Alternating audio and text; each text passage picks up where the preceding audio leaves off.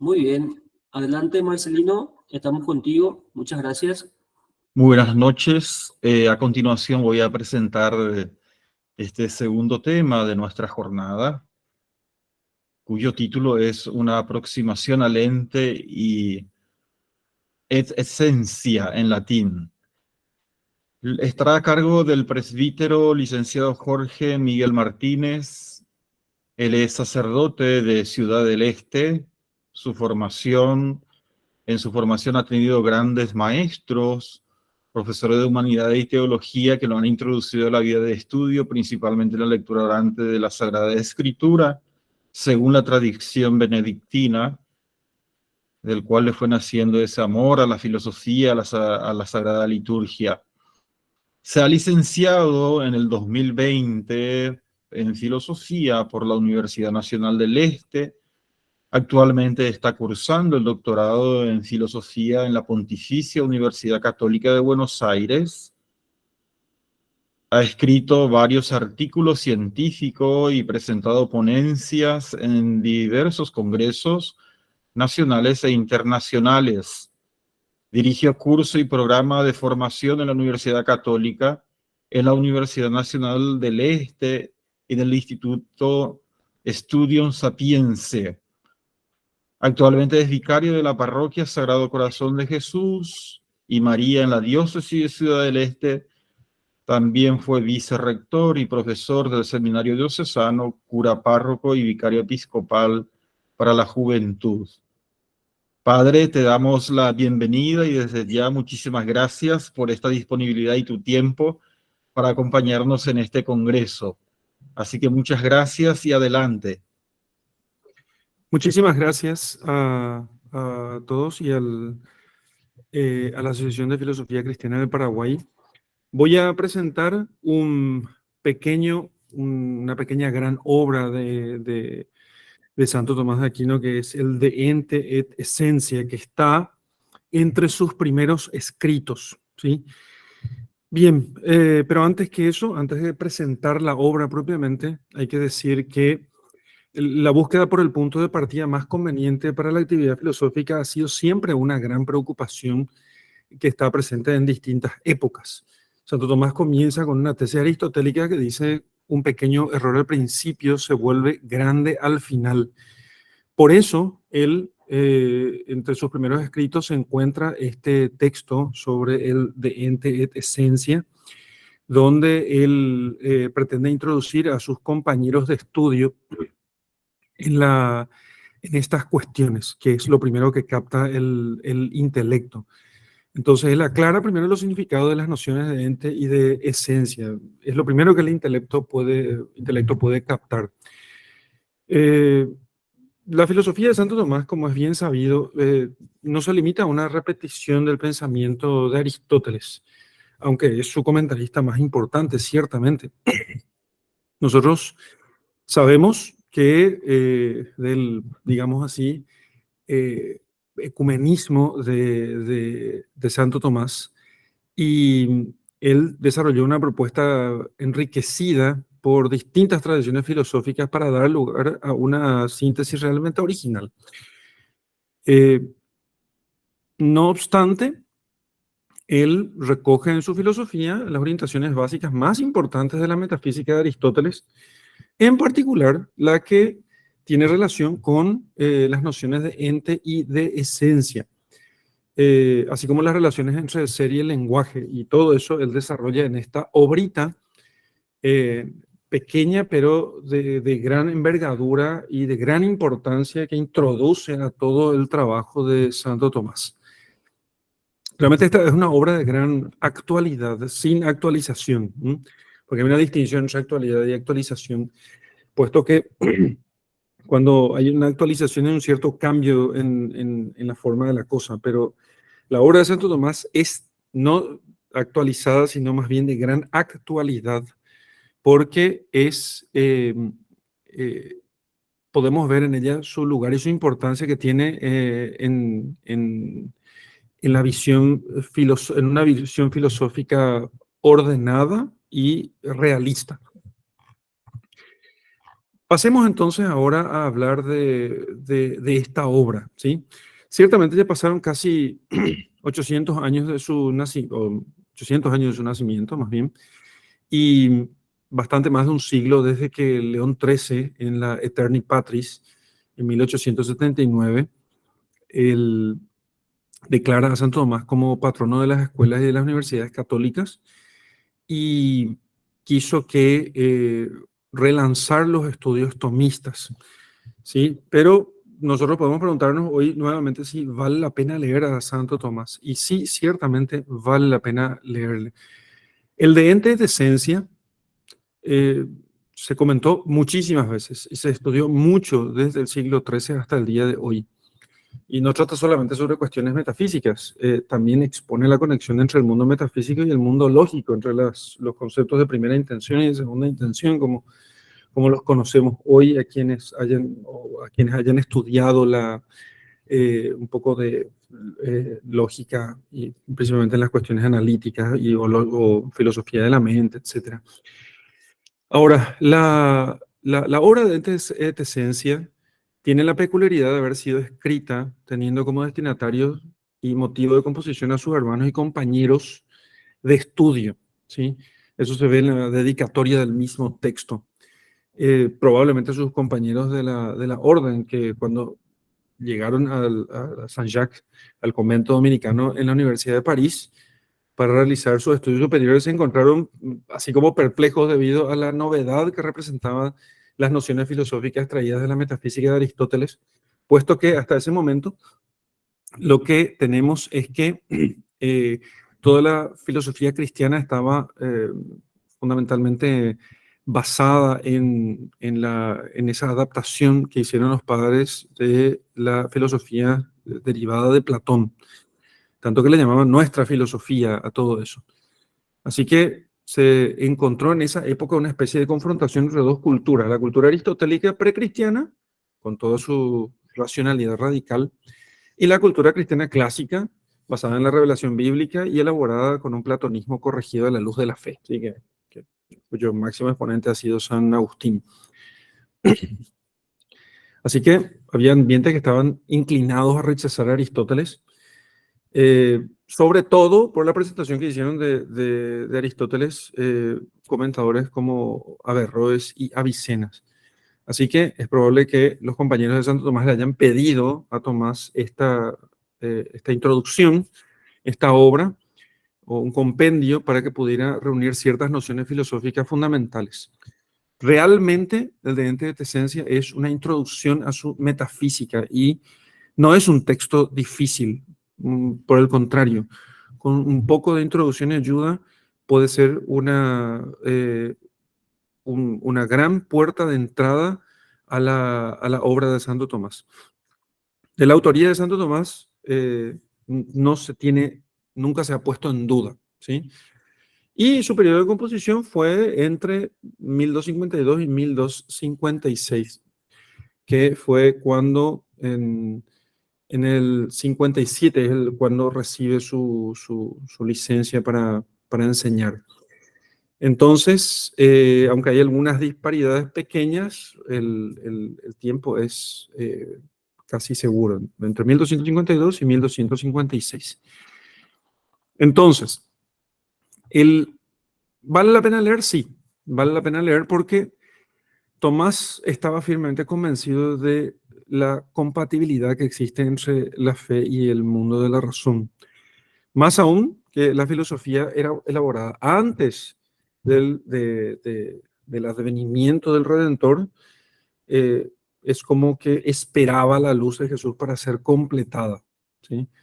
Y esta es la gran obra de Santo Tomás de Aquino. Entonces, así que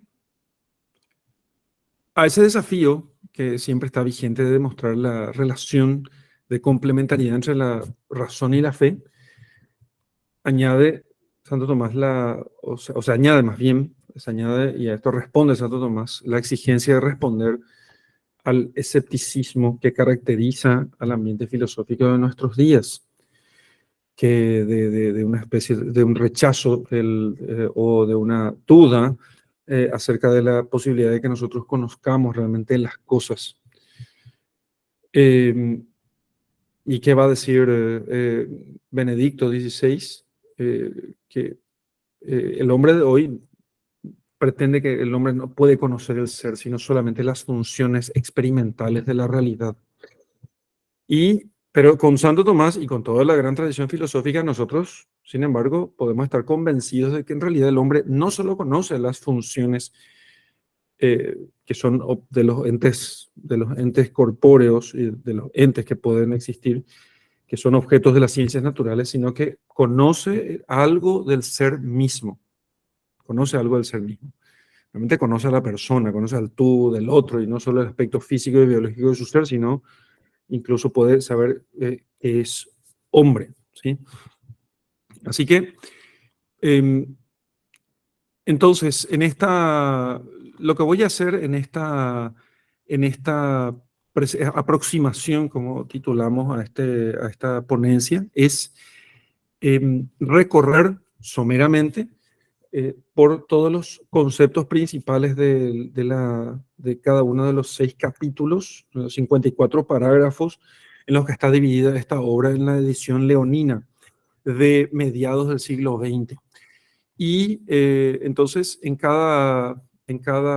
a ir comentando cada uno de los capítulos, el capítulo 1, el 2 y el 3, el 4, el 5 y el 6, exponiendo brevemente cuáles son sus elementos. El objetivo de esto es que al final veamos que el de ente de esencia es una lectura imprescindible para cualquiera que quiera introducirse a la metafísica del tomismo, ¿sí?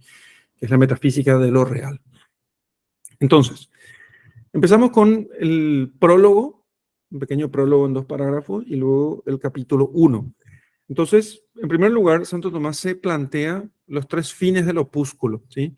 En primer lugar, el significado de los términos ente y esencia, cómo se da la esencia en los distintos tipos de entes, y en tercer lugar, cuál es la relación de dicha esencia con las intenciones lógicas, ¿sí?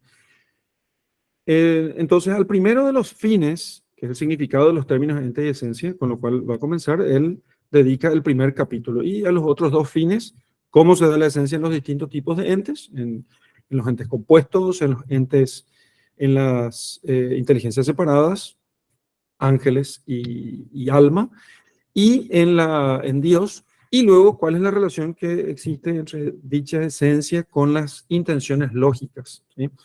Con las nociones de género, especie, diferencia, principalmente, sí, que son las cuestiones en las que trata y de eso va a tratar en los otros capítulos, del capítulo 2 hasta el 6. El 5 es un resumen de todo lo que trató en los capítulos 2, 3 y 4.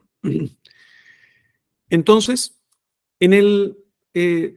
empieza entonces Santo Tomás diciendo que ente es participio activo del verbo ser y equivale a lo que es, como durmiente es el que duerme, o caminante es el que camina.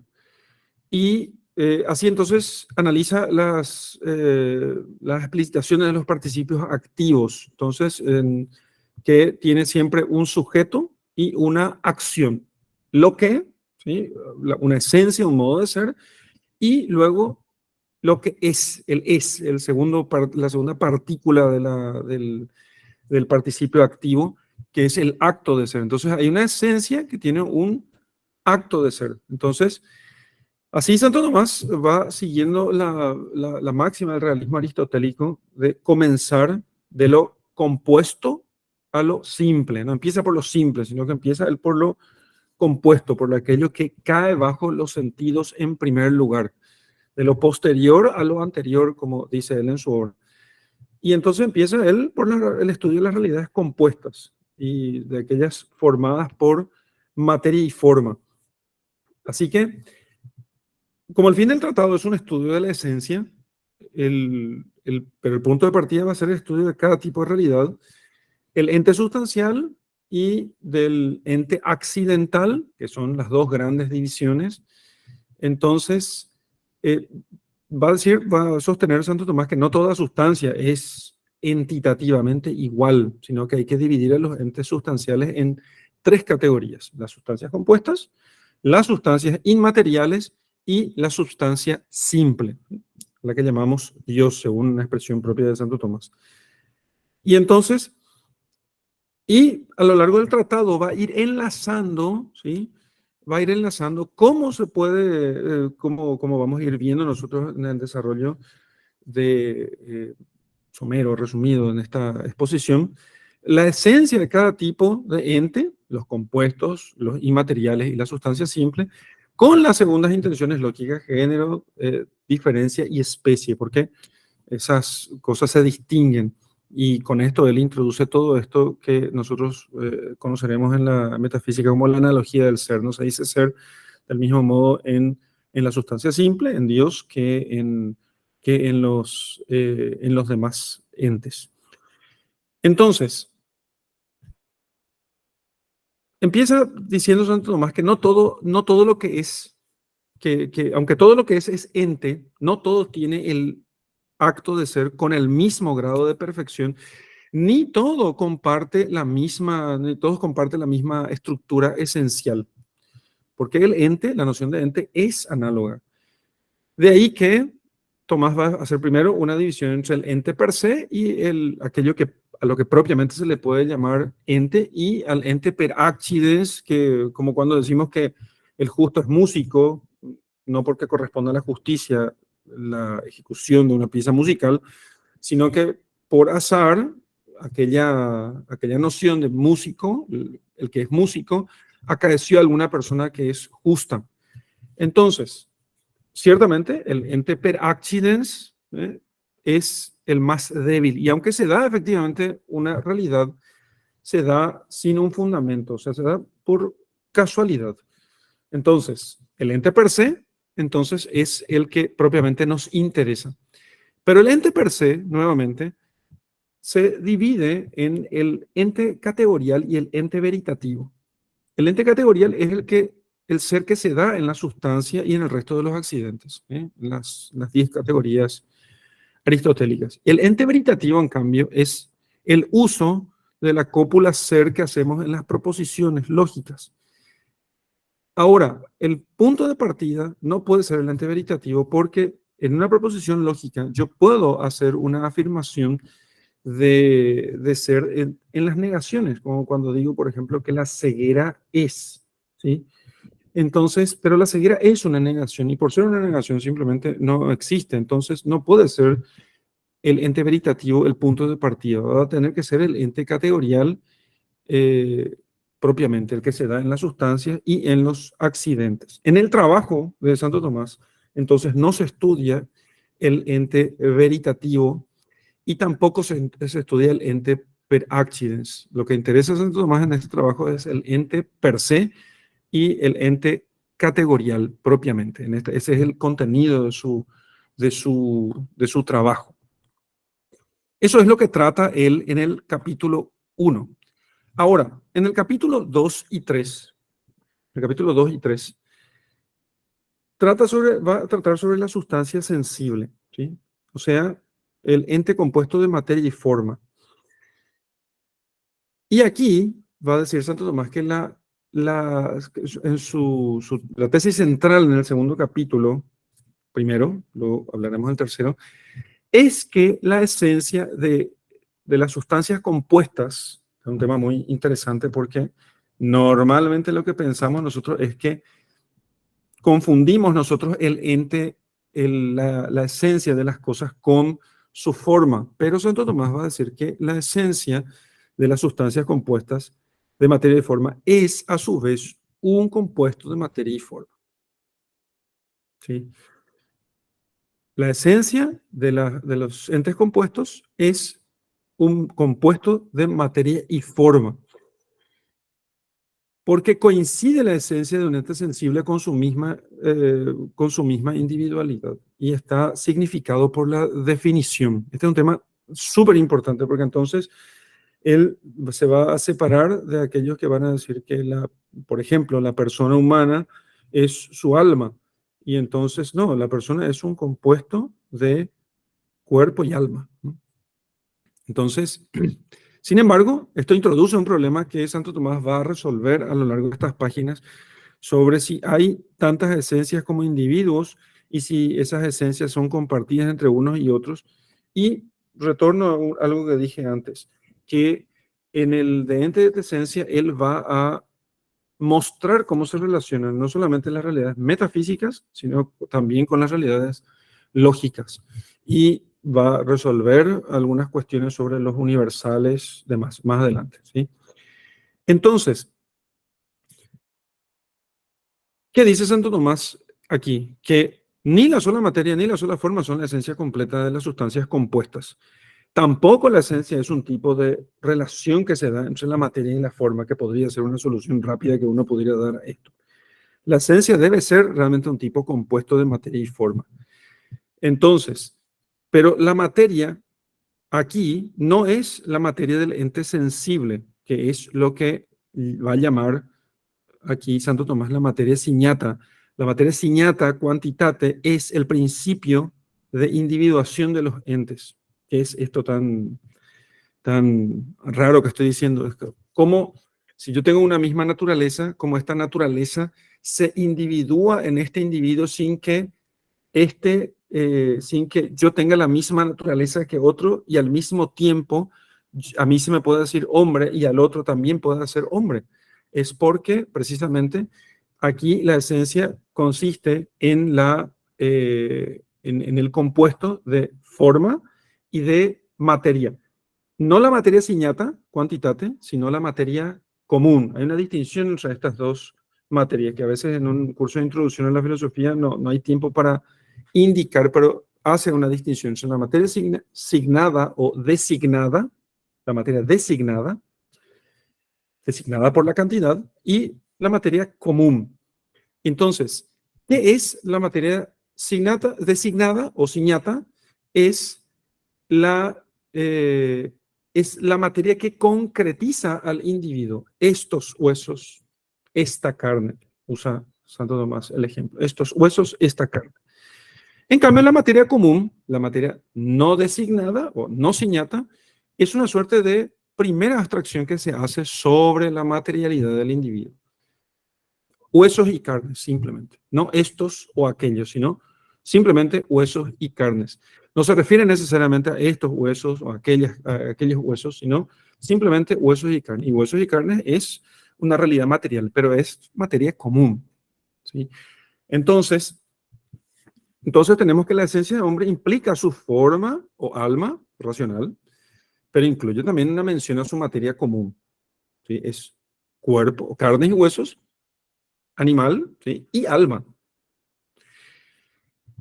Entonces, y dice Santo Tomás que si Sócrates tuviera definición, entonces sí su definición se compondría de forma y materia ciñata o designada, pues esta definición sería el principio diferenciador entre Sócrates y el resto de los humanos.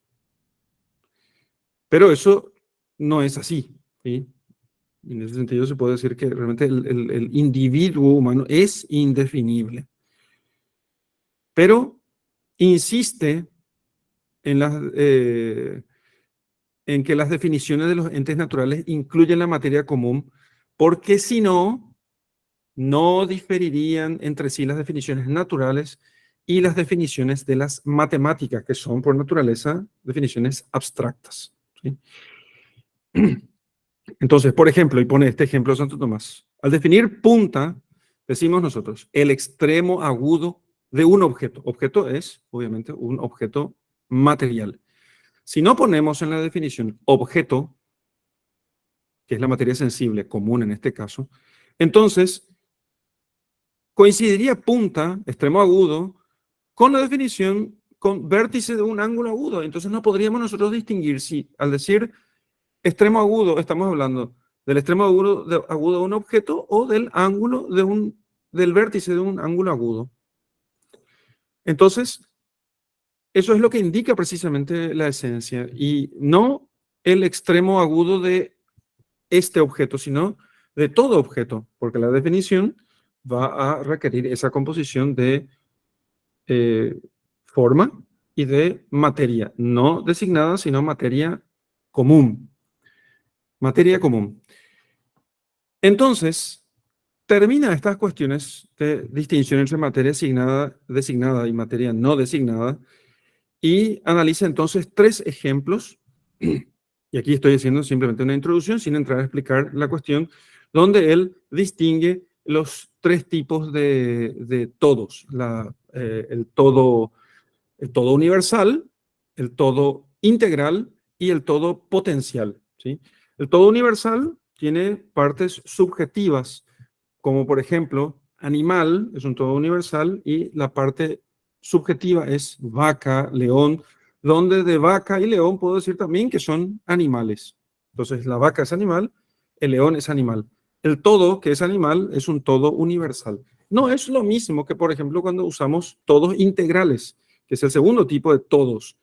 El todo integral tiene partes integrales, como una casa que está formada por partes, que son pared, techo, piso, y a la pared no puedo llamarle casa, al techo no puedo llamarle casa, al piso no puedo llamarle casa, pero el conjunto integral, ¿sí?, integrado por todos estos elementos, sí es casa. Y luego tenemos el todo potencial formado por partes potenciales. Todos estos conceptos serán muy importantes cuando Santo Tomás trate sobre las virtudes, por ejemplo, donde utilizarán muchas veces estos conceptos. Y aquí el todo potencial es, por ejemplo, un todo potencial es el alma y una parte potencial es la parte vegetativa o la parte sensitiva. De la parte vegetativa se puede llamar en cierto modo alma y a la sensitiva también en cierto modo alma, pero solamente en cierto modo, porque alma propiamente, o alma racional en este caso, incluye vegetativas y sensitivas, ¿sí? Entonces, ¿por qué hace eso Santo Tomás? Porque cuerpo puede ser tanto parte integral de animal como género de animal. Y si es género, va a ser un todo universal. En cambio, si es parte integral de un animal, va a ser entonces un todo integral. Y entonces, con esto introduce estos 2 modos de ver la cuestión para que no entendamos que hay un solo sentido de entendimiento de estas nociones. Después Santo Tomás va a usar muchas veces estos modos de ver. Esto se entiende en un sentido, esto se entiende en otro, pero ya desde el principio él hace estas distinciones tan importantes para poder comprender cabalmente la realidad. A la luz de estas cosas, Santo Tomás va a decir que las 3 intenciones lógicas, género, diferencia y especie, todas ellas significan la esencia, pero lo hacen de diversos modos. Género se relaciona con materia, es la parte, digamos, la realidad material del ente. Diferencia específica se relaciona con la forma y la especie se relaciona con el compuesto propiamente de materia y forma. Así que se llega con esto a una conclusión. La especie contiene de manera indeterminada todo lo que hay en el individuo, sí, de manera determinada. Como el género, por su parte, hace lo mismo respecto a la especie. En el género están de forma indeterminada aquello que queda determinado en la especie, propiamente, ¿no? Entonces, por eso tanto género como especie se pueden predicar de los individuos. Sócrates es hombre o Sócrates es animal. Esa es la razón por la cual se puede predicar hombre y animal de Sócrates. Porque son como partes subjetivas de especie y de género, que se comportan como todos universales en este caso. En cambio, una parte integral del hombre, como por ejemplo su humanidad, no se puede predicar del individuo, porque humanidad, en este caso, que trata Santo Tomás en el texto en varios parágrafos acerca de la noción de humanidad, no se puede decir que Sócrates sea humanidad. Sócrates tiene humanidad, pero no es humanidad. Porque aquí humanidad funciona como parte integral de un todo integral. Así que Si por esencia entendemos un compuesto, entonces que dé cuenta de materia y forma, sí se puede predicar de los individuos, mientras que si por esencia entendemos la sola forma aislada, entonces no. Y esa es la razón por la cual por esencia entendemos un compuesto que dé cuenta de materia y de forma. Esto puede ser un poco, hago una salvedad, un poco abstracto, ¿sí? Pero es para mostrar que sin comprender estas nociones, cuesta entrar a leer las obras de Santo Tomás. La Suma de Teología, por ejemplo, que comienza directamente con la existencia de Dios. Y quizás lo que dificulte muchas veces la lectura directa de la Suma de Teología, a pesar de esta introducción que hace Santo Tomás acerca de diciendo que la Suma es un libro para principiantes, se deba precisamente a que no nos hemos preparado antes con estos conceptos que obviamente en Santo Tomás son mucho más fáciles que en esta introducción que yo estoy haciendo aquí rápidamente. Me parece que puedo asegurar eso, precisamente porque lo hago rápidamente y solamente haciendo menciones, no lo podemos entender tan fácilmente como lo entenderíamos si leyéramos a Santo Tomás. Todavía sigo yo hablando de los capítulos 2 y 3. Así que luego va a tomar unos cuantos parágrafos para poder determinar ciertas características de los universales, fundándose en las ideas de Aristóteles, diciendo que, y respondiendo a una polémica que hubo sobre el carácter, si existen o no los universales, y entonces él va a reformular aquella definición de Aristóteles, diciendo que el universal no existe propiamente, sino que existe en el individuo y que es actualizado en el entendimiento del cognoscente, ¿sí? Entonces, existe en él, en potencia de universalización, la idea que existe en el individuo. No existe fuera, los universales no existen fuera de los singulares propiamente, ¿sí? La idea de hombre, la idea de caballo, que es una idea universal que es aplicada a diversos individuos que tienen algo en común con la noción que yo tengo de caballo. Si pienso en una definición, caballo es esto, ¿sí? Más allá de su forma, de su figura, si es marrón, si es negro, alto, bajo, lo que sea. Pero cuando yo veo un caballo, yo digo, esto es caballo, ¿sí?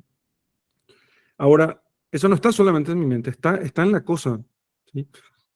Que eso es lo que precisamente me permite que yo pueda clasificar aquel ente que está delante de mí y diga, esto es caballo. El universal está en este ente, pero con potencia de universalización. Platón pensaba que los universales existían por sí mismos, ¿no? Entonces Aristóteles niega eso y Santo Tomás toma estas nociones diciendo que no, los universales están en los entes, pero en potencia de ser universalizados por el intelecto. Al final del capítulo 3 se detiene un poco en un problema clásico de la lógica, la cuestión de las segundas intenciones. Si hombre se puede predicar de Sócrates, pero ya que hombre es especie, queda la duda de si podemos predicar especie de Sócrates. Si hombre es especie, entonces, ¿por qué no puedo decir que Sócrates es especie?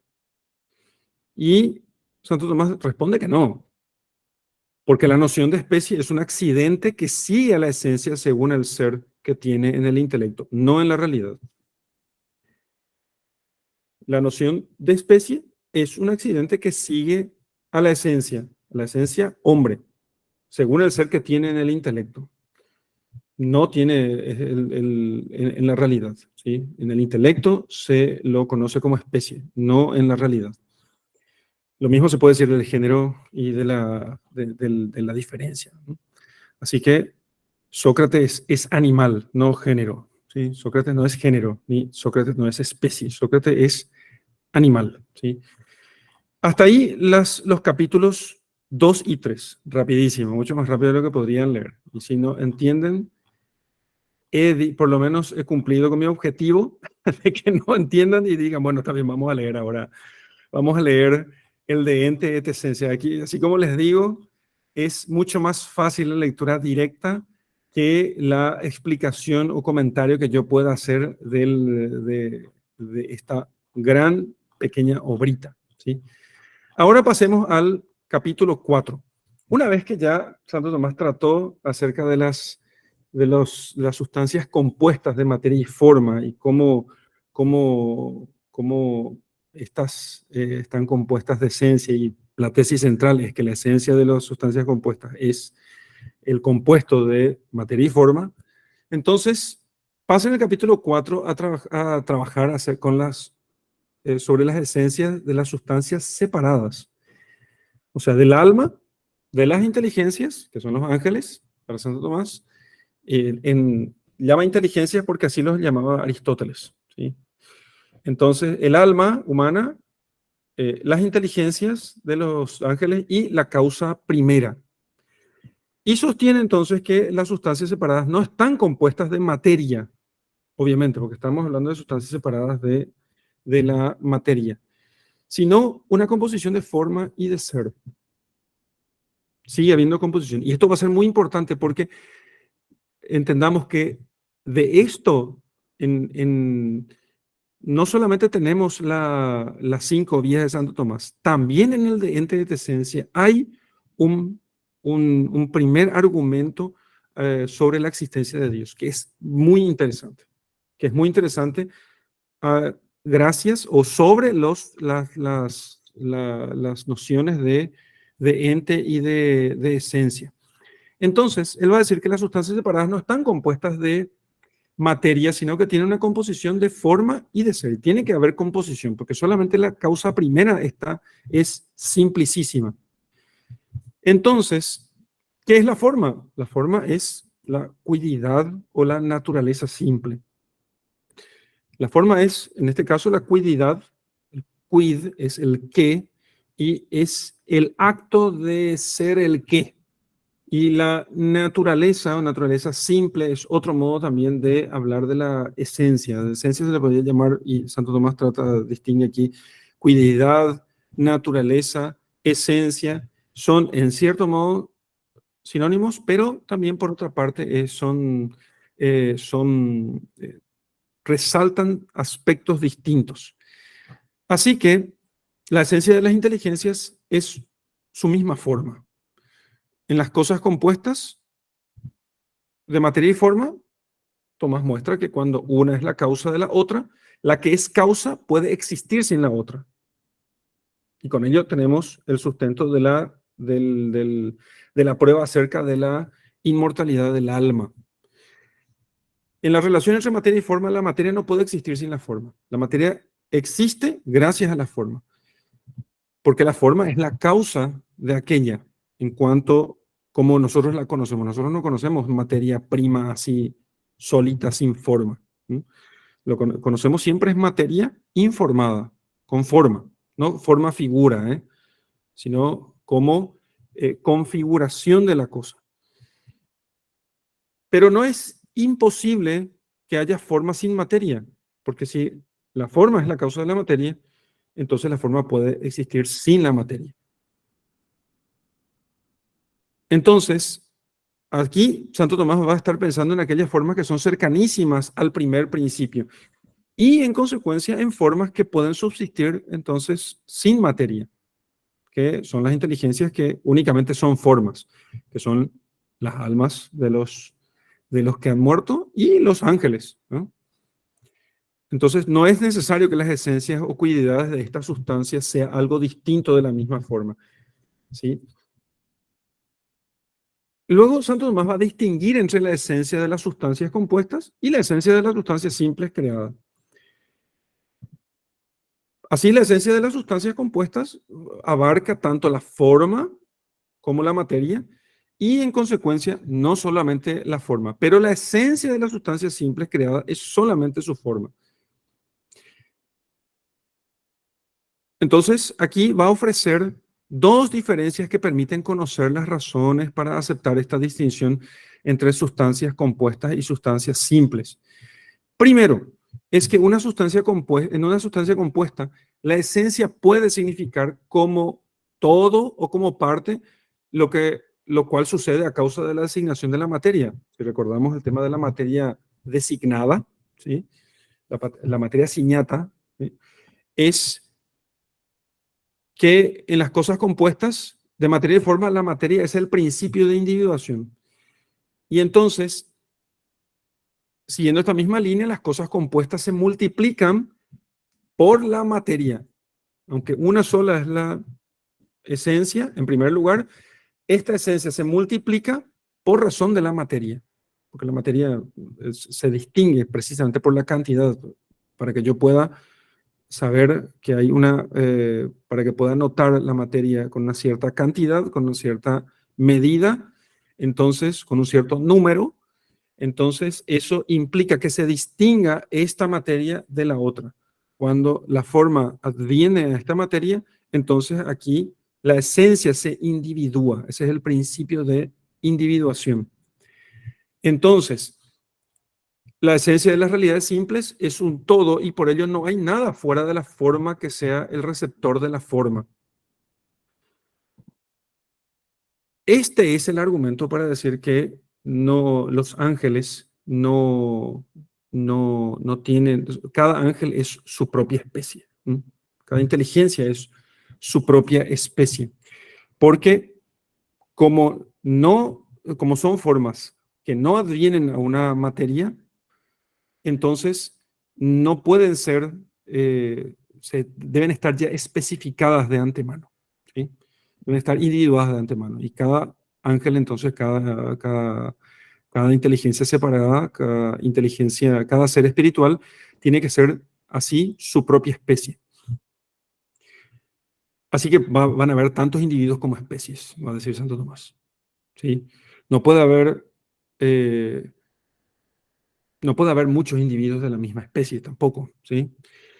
Entonces la esencia no es recibida en la materia y por ello no puede haber multiplicación de estas sustancias. O sea, es una conclusión que se toma a partir de este raciocinio que hace Santo Tomás. Así entonces, Santo Tomás quiere mostrar la imposibilidad de que solo existan sustancias compuestas.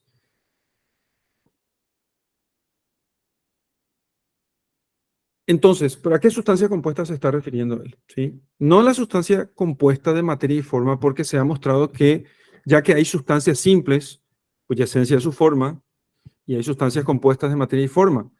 Se refiere en este caso a las sustancias compuestas de forma y ser y quiere mostrar no solo que el ser es distinto de la esencia, sino que además hay una realidad cuya esencia es su mismo ser.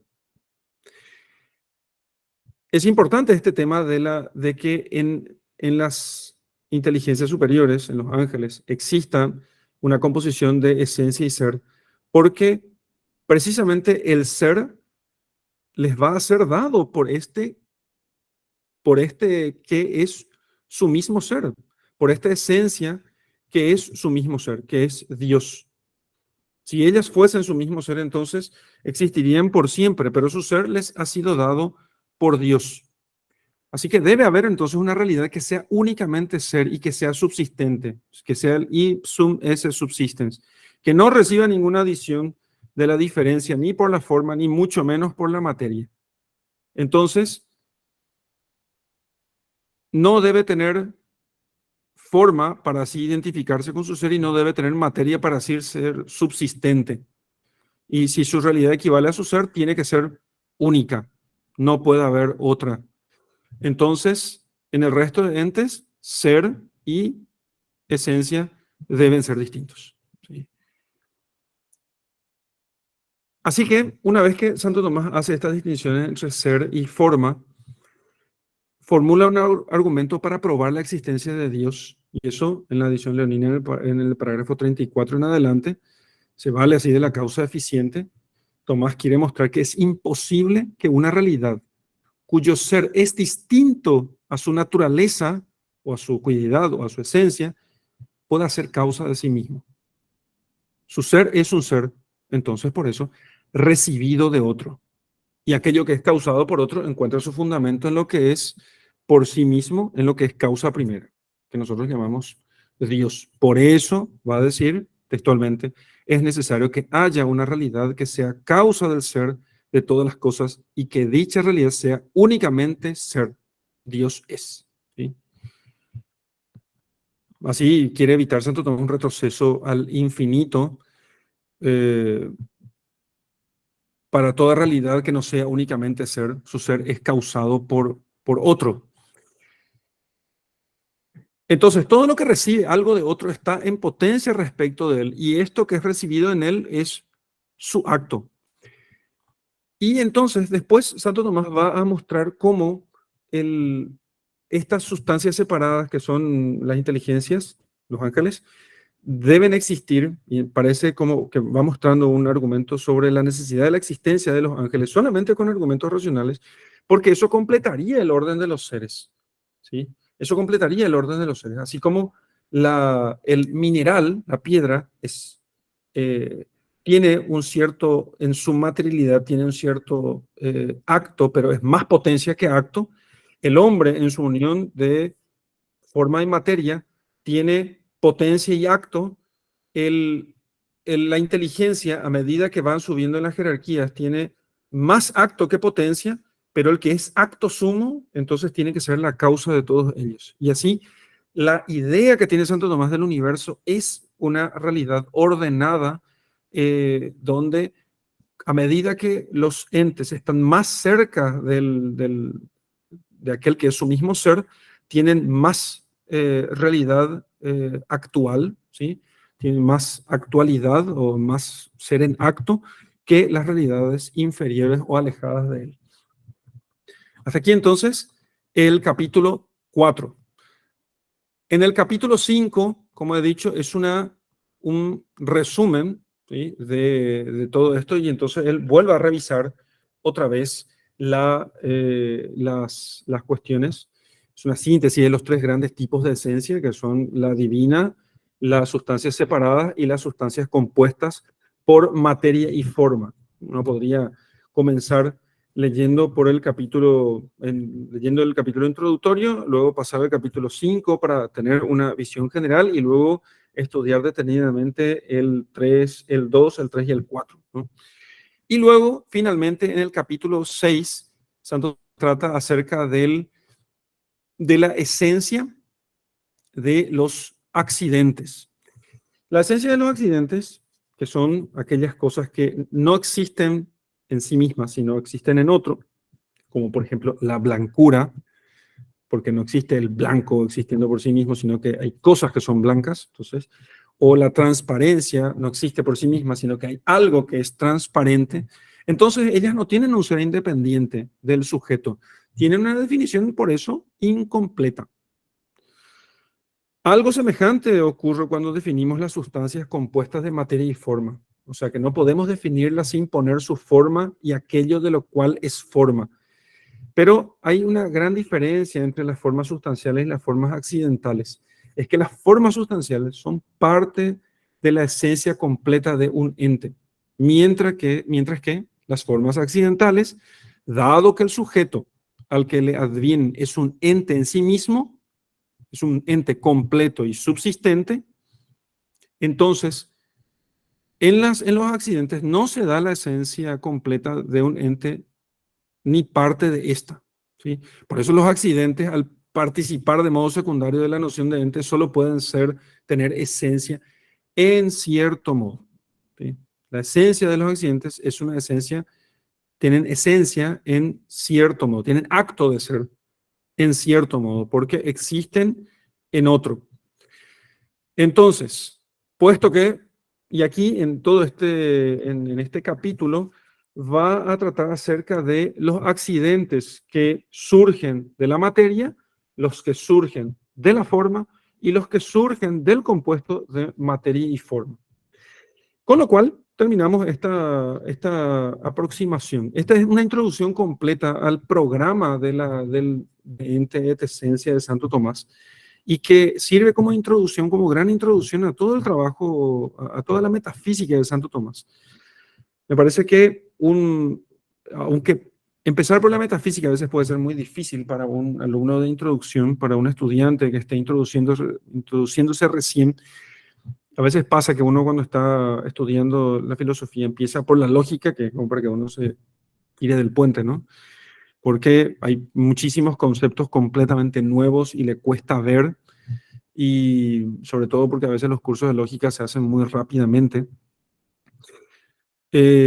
Conviene que se siga el método conviene que se siga el método, incluso empezando por estos conceptos básicos de metafísica y de lógica, con el método de Santo Tomás, que es empezar por las realidades sensibles, ¿sí? Por la misma experiencia. Entonces, si vamos a conocer las realidades sensibles, hay que empezar entonces por las realidades sensibles. Y ellas,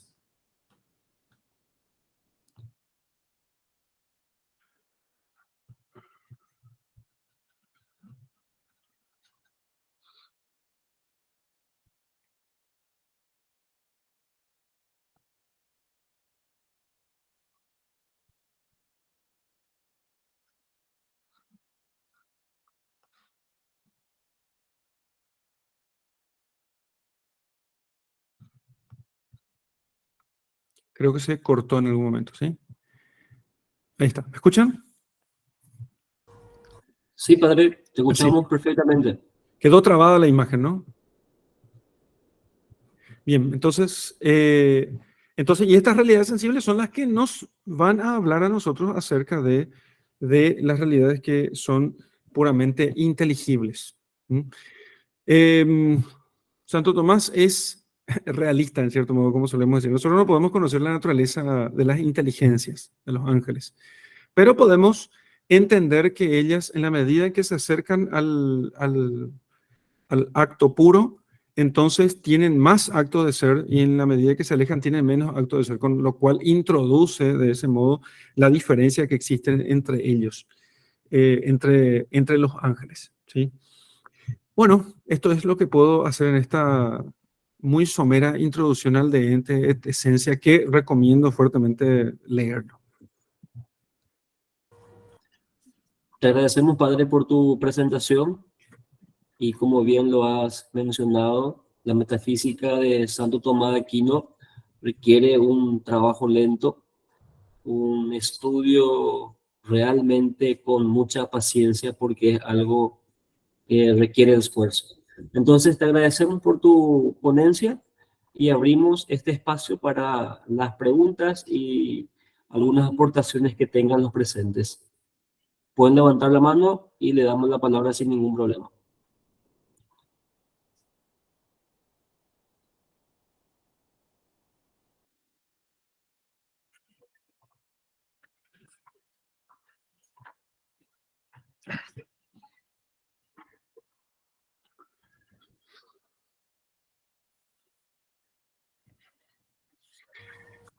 Puede que sea un tema muy arduo, no nuestras preguntas son sobre todo, sobre todas las cosas.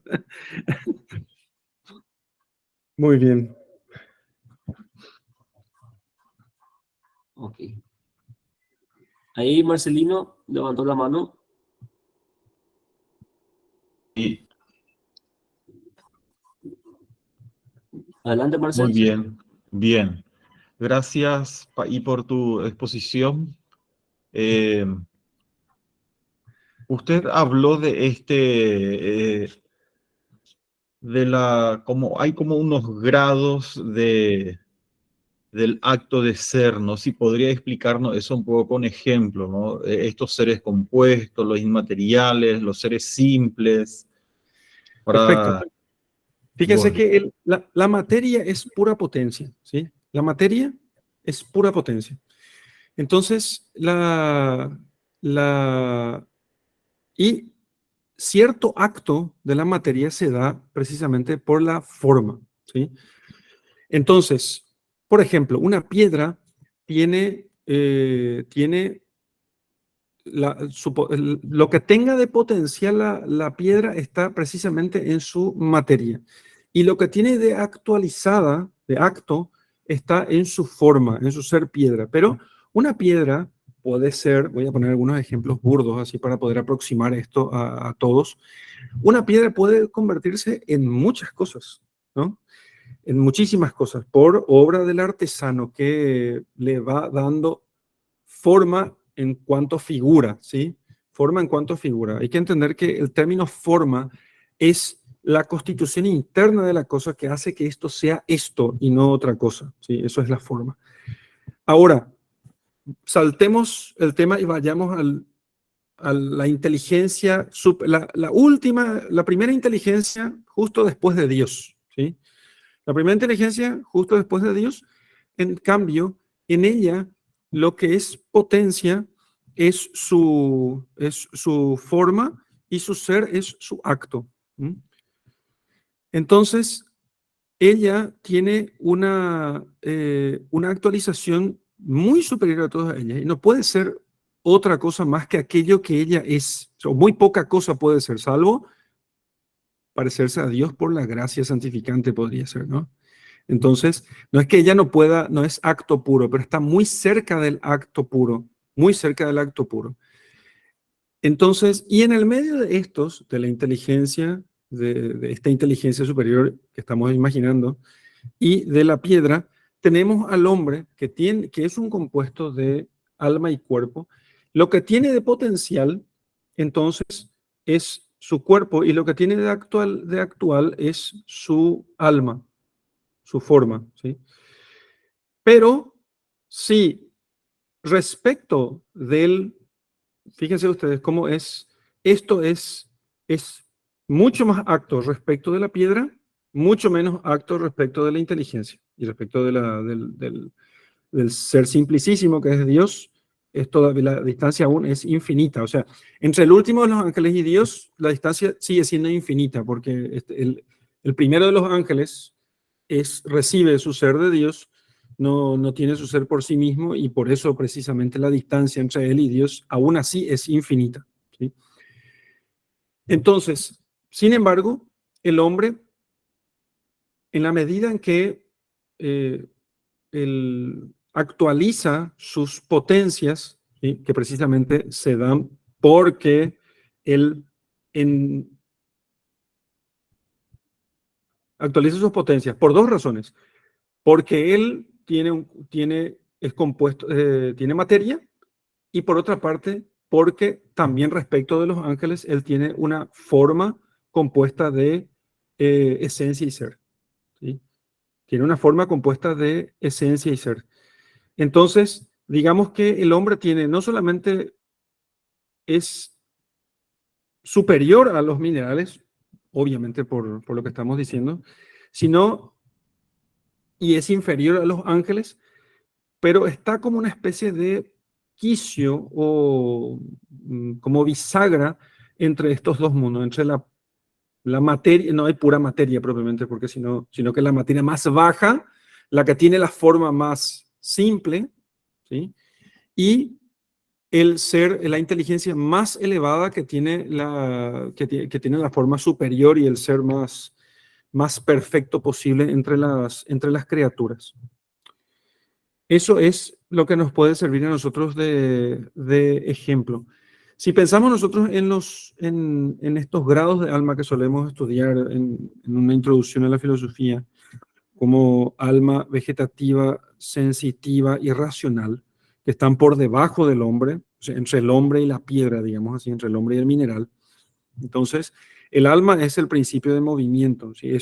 Y entonces se da un cierto movimiento en los vegetales, se da un cierto movimiento con más perfecciones en los animales, y se da movimiento con mucho más perfecciones en el hombre. Y luego ya tenemos la inteligencia sin las limitaciones que tiene el cuerpo. Entonces vemos cómo tenemos estos como grados de ser que no pueden venir de otro lado, de otra parte, que de un ser que tenga en sí mismo todas estas perfecciones. Precisamente esa perfección que es el acto de ser, porque Dios es su mismo ser, está contenida completamente en él, y él es el que participa a las criaturas del ser, análogamente, porque no es lo mismo el ser de Dios que el ser de las criaturas, pero les participa su ser, que es el único que posee ser propiamente, les participa de su ser en diversos grados de perfecciones, ¿sí?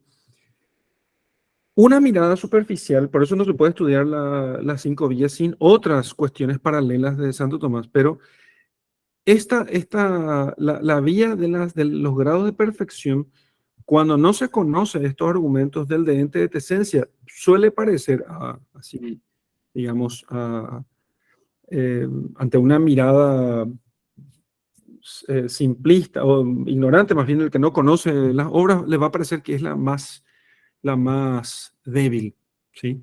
Sin embargo, es de las más claras y las más fuertes. Esa vía hay que leerla a la luz del de ente de esencia, ¿sí? La vía de los grados de perfección se lee a la luz del de ente de esencia, o si no, simplemente no se la entiende, ¿sí? Una cosa más medio salido, parecería como una especie de fuera de contexto, pero no hay que pasar a leer estas cosas sin tener el hábito de contemplar la naturaleza, ¿sí?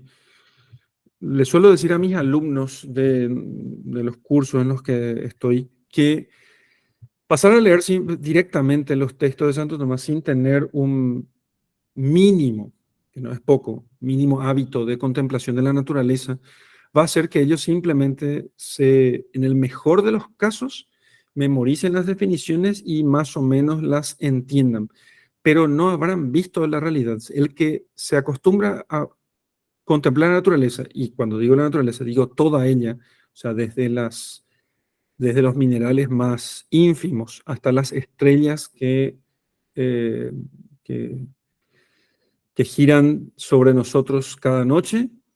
Si no se acostumbra a mirar eso, entonces no va a entender cómo Santo Tomás llegó a pensar en estas cosas, ¿sí? No va a llegar a poder, no va a compartir la inteligencia que tiene Santo Tomás de estos temas y simplemente no las va a entender o las va a entender muy superficialmente, de forma, digamos, en el peor sentido, puramente teóricas, ¿sí? Sin verlas propiamente, sin verlas, ¿sí? En cambio, al contemplar atentamente la naturaleza, uno ve que aunque compartimos, que es lo que los científicos en las ciencias naturales ven y quedan confundidos con eso, piensan que por el hecho de que nosotros tengamos o compartamos una materia semejante con seres inferiores, hace que nosotros derivemos de ellos, ¿sí? Sin entender que es imposible que se tenga, que la nada produce, ¿sí? Y que todo efecto no puede ser mayor que su causa, ¿sí? Y que la materia misma no puede dar ella lo que no tiene, ¿sí? Y si la materia es inerte permanecerá siempre, ¿no? Entonces, y eso deviene precisamente de la contemplación de la realidad. Contemplar la realidad, uno dice, bueno, sí, tiene razón, ¿no? O sea, al mirar esta introducción a la metafísica de Santo Tomás, uno va a decir, sí, ¿sabes qué? Así es, ¿no? Verdaderamente es así. Muy bien, gracias, Paí, muchas gracias.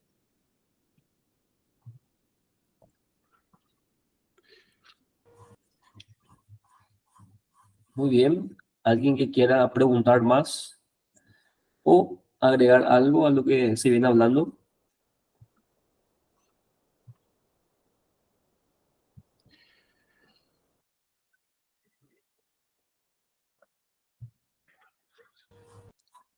Profe César, adelante, tiene la palabra.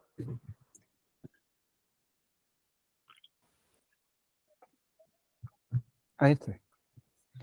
Hola, ¿qué tal? Bueno, primero que todo, saludar la iniciativa de hacer un congreso de filosofía, ¿verdad? Dentro del mundo católico me parece excelente. Eh, Escuché las dos ponencias. Es una jornada bastante larga, agotadora, hay que estar atento.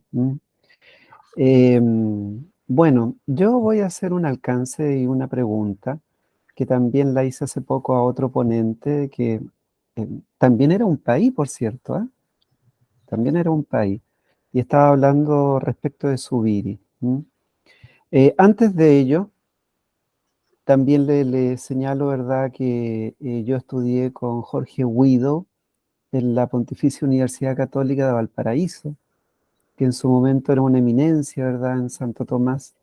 Así que quedé imbuido, aunque por supuesto, ¿verdad?, si me apuran no me ubico en los libros ni nada por el estilo, pero digamos el corpus de la filosofía de Santo Tomás igual me quedó bastante impregnada. Bueno, la cosa es la siguiente, ¿m?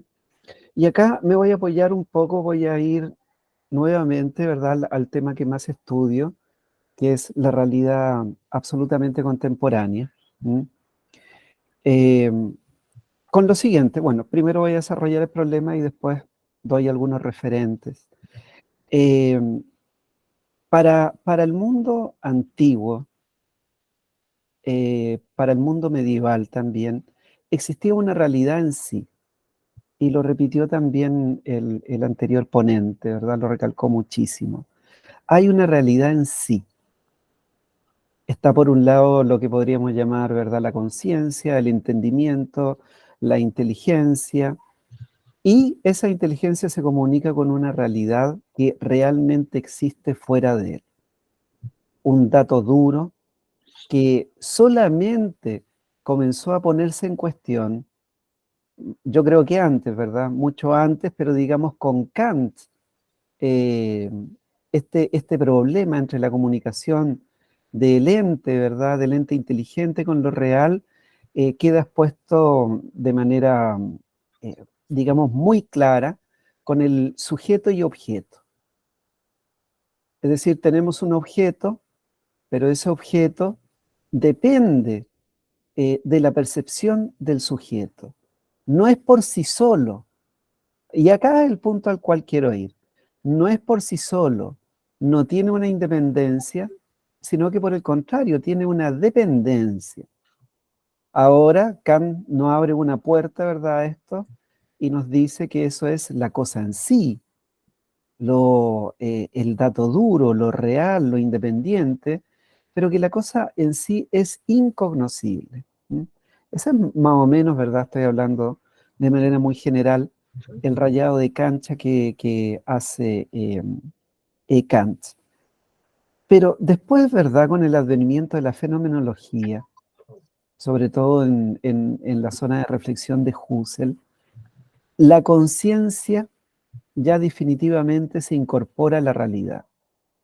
Y se habla, ¿verdad?, con Heidegger, con todo, digamos, o la mayoría de los filósofos posteriores, se habla de una correlación. O sea, no hay una realidad por un lado. La realidad deja de ser un dato duro. La realidad deja de existir por sí misma.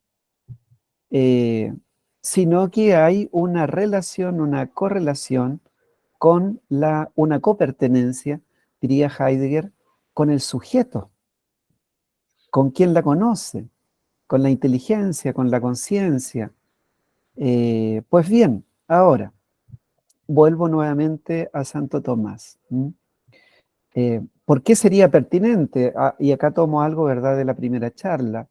¿Por qué sería pertinente en este caso también estudiar aquellos filósofos que creyeron en una realidad aparte del ser humano, una realidad en sí misma, y no en esta copertenencia, en esta correlación? Porque justamente el panorama, ¿verdad?, de la posmodernidad desforestó un poco esa vieja ilusión de realmente conocer algo que esté fuera de nosotros, y que eso, aparte de ser cognoscible, ¿verdad?, fuese estudiable, se pudiese manejar, se pudiese especular, pero siempre respecto de algo que tiene una realidad independiente en sí misma. Ahora bien, ¿cómo garantiza, y acá es donde le pido una opinión, ¿verdad?, al país, cómo garantiza Santo Tomás que existe una realidad fuera de nosotros? ¿Mm? El camino, me parece, ¿verdad? Y acá es donde invito al país a especular, a opinar. El camino justamente no es suyo propiamente tal, sino que es el camino del ser. Y ahí las diferencias, estas diferencias tan quisquillosas, hay que acordarse también que Santo Tomás es discípulo directo, aunque con unos siglos de diferencia de Aristóteles, ¿verdad? Entonces esta diferencia entre ente, entre esencia, entre tipos de universales y lo que es el ser. ¿Mm? Pero el ser, finalmente, garantiza la existencia de una realidad en sí, porque para Santo Tomás está montado en Dios. Y acá el asunto toma otro cariz, o se puede observar desde otro modo, porque entonces la conciencia que estaría presente en el acto cognitivo y que facultaría, ¿verdad?, la realidad como tal, es la conciencia de Dios en último término. Y a todo esto, ¿verdad?, siempre estoy siguiendo la línea de un filósofo que he venido estudiando hace un rato, que es Quentin Millazo, que él pone nuevamente, ¿verdad?, este problema en el tapete, porque en el fondo la filosofía renuncia a que haya una realidad en sí misma, la filosofía prácticamente desde Husserl en adelante, pero sin embargo se permite que la ciencia siga, ¿verdad?, buscando esta realidad en sí misma, que la determine, que la pueda estudiar, la pueda predecir, etc. Pero no obstante, la verdad es que no podría haber para ningún correlacionista un afuera, un gran afuera, sino que más bien, ¿verdad?, es algo que depende directamente de la relación que tiene con el observador. Eso, el afuera está incompleto. Sería un ser deficitario, no sería, perdón, lo voy a poner en otros términos, no sería un ser en sí mismo, sería un ser para sí. ¿Para quién? Para la conciencia. Esa es mi pregunta, en realidad es el escenario donde te pongo ahí, para que me des tu opinión y podamos seguir pensando. Profe César, bueno, es un placer que me haga esta pregunta. Así que he visto algunas ponencias suyas, ¿sí? Y la verdad que sería interesantísimo poder conversar con usted sobre estas cuestiones. La verdad que me interesan mucho, así que ya le manifiesto mi grandísimo interés. Quiero responder a esta cuestión, ¿sí? Primero quiero distinguir dos tipos de argumentaciones o dos tipos de vías de conocimiento, la vía Giudici y la vía dialéctica o la vía invencionis, ¿sí? Son dos vías válidas del conocimiento. La vía Giudici es la vía de los juicios por los cuales nosotros afirmamos con certeza las cosas unas de otras. Esa vía, la vía del conocimiento, la vía del juicio, perdón, la vía del juicio es lógica pura y dura, ¿no?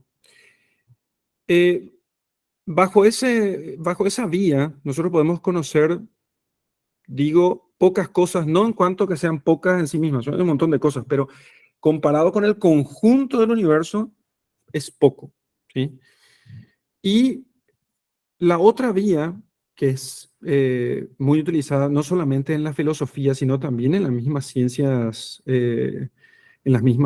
naturales, es la vía invencionis, ¿sí? La vía dialéctica. La vía dialéctica utiliza un método simbólico, analógico, de metáforas, ¿sí? Utiliza también hipótesis, a ver si podemos llegar a alguna conclusión con esto. Y hago esta introducción sobre el tema de las dos vías de conocimiento, porque las dos vías de conocimiento son válidas, ¿sí? En la experiencia corriente, nosotros generalísimamente usamos la vía dialéctica, la vía invenciones, la vía del descubrimiento. Nosotros no usamos la vía Giudici. Y de hecho, la realidad externa de nosotros no puede ser planteada por vía de juicios. Porque, no sé, sí, bueno, aquí es un poco distinto porque estamos por vía telemática, pero si estuviéramos viendo frente a frente y yo le pediría a usted, pruébeme que usted está aquí. Sería difícil probar eso porque alguno me diría, es que estoy allí, ¿no? O sea, nosotros comenzamos a partir de ciertas verdades que son indemostrables, ¿sí? Y a partir de esas verdades que son indemostrables, entonces nosotros comenzamos, indemostrables para nuestro, en cierto modo, indemostrables. Entonces, es cierto que no se puede demostrar esa realidad, pero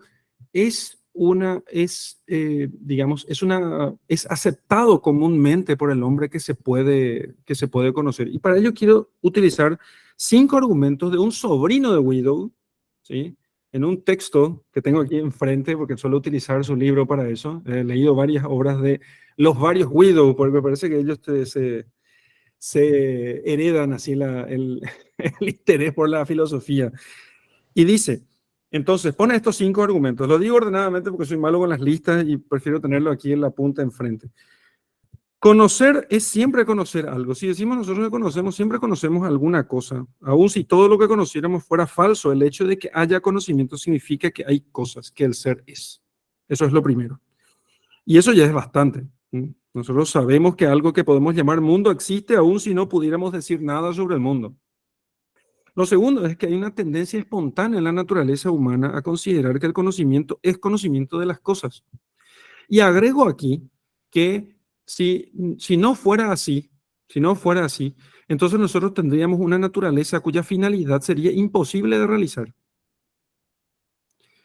Porque la naturaleza de la inteligencia, del intelecto, de cualquier inteligencia, es el conocimiento de la esencia. Esa es la naturaleza de toda inteligencia.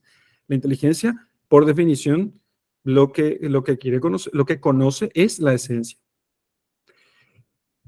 En tercer lugar, un poco más sobre el tema de la tendencia espontánea a considerar el conocimiento, que la experiencia nos muestra que lo espontáneo y natural suele ser verdadero. Natura non agit frustra. La naturaleza no hace nada en vano, dice el viejo adagio. En cuarto lugar, nuestro conocimiento de nosotros mismos es posterior al conocimiento de las cosas y se funda en él. Y pensemos en un niño que comienza, no se conoce a sí mismo, sino que conoce las cosas que están fuera de él. Y luego él se conoce a sí mismo. ¿Sí? Y entonces es el conocimiento de las cosas exteriores de nosotros lo que posibilita el conocimiento de lo que nosotros tenemos, de lo que hay en nosotros. No es el conocimiento de la conciencia, sino el conocimiento de la cosa que hace que yo conozca que tengo conciencia. En cuarto lugar, y si bien es verdad que no podemos demostrar que las cosas son tal como las conocemos, negar esto afirmando que todo es producto de una ilusión de nuestra conciencia es al menos tan gratuito como la tesis realista. O parece por lo menos tan gratuito como la tesis realista. Porque la negación de que las cosas existen se funda ¿en qué? Solamente en una duda acerca de la posibilidad de ese conocimiento. Finalmente, si nosotros planteáramos, si fuese, digamos, verdadero que lo externo no es conocible o no existe, simplemente sería imposible vivir según esa tesis. Porque en el caso de los extremos, el radical, su escepticismo radical formularía ese escepticismo radical en realidad siempre se difuminaría en la realidad. Y como a veces suelo decir a mis alumnos, una vez siempre suelo contar esto porque me parece lo más cómico, pero una cosa que expresa realmente eso. Me dice un alumno que participó 2 veces en una clase. Hay filósofos muy importantes que dicen que ese basurero que está al lado de usted no existe, me dijo. Pues tuve que poner una silla y poner el basurero al lado y le dije, pues el basurero sí existe. Y si, aunque alguien me dijese que no existiese, ¿sí? Él tendría que probar que no existe, porque en realidad sí existe y está allí, porque las cosas son. Y si yo no parto de eso, y si empiezo a dudar de que el basurero existe, simplemente yo no podría continuar ninguna conversación, porque todo se reduciría a una especie de realidad solipsista. Yo estoy en mí mismo y ya no sé ni si con nadie. Entonces, y además, como diría un autor al que aprecio mucho, hay 2 cosas muy reales, la muerte y los impuestos. Deje de pagar sus impuestos y veremos de de quiénes son las cosas, porque allí cuando tenga que pagar los impuestos voy a ir a decir realmente, no, a ver, tengo que pagar tanto o esto o aquello. Y no puede cobrarme más o tiene que cobrarme esto o simplemente... entonces, hay cosas que son muy reales y palpables. Claro, todos estos argumentos que estoy presentando, profesor César, son dialécticos, ¿no? No son apodícticos, no son argumentos lógicos, son todos argumentos dialécticos. Y estoy de acuerdo con el joven Gonzalo Letelier Widow, que no se puede ir más allá de eso. En realidad hay que partir de eso, ¿sí? Y si un filósofo quisiera partir a partir de la inexistencia del escepticismo acerca de la realidad, pues tendría que construir toda una filosofía alrededor de eso, ¿sí? En realidad, el conocimiento espontáneo, de la mercadera, ¿sí? O sea, admirando a la mercadera, no como desprecio, es que las cosas son, ¿sí? Y entonces, lo que hace esto es que precisamente la filosofía realista permite que esa sea una filosofía del hombre simple, del hombre que ve las cosas y ve traslucidas en ellas al ser, ¿sí? Eso es lo que podría responder, pero esto sería una conversación fabulosa, profesor Zapata, que me encantaría tener con usted. Sí, si me permiten una pequeña réplica nomás, ¿verdad? Sí, claro. Claro, el asunto es que lo real, el dato, lo que está afuera, ¿estaría si es que no estuviésemos nosotros? ¿Mm?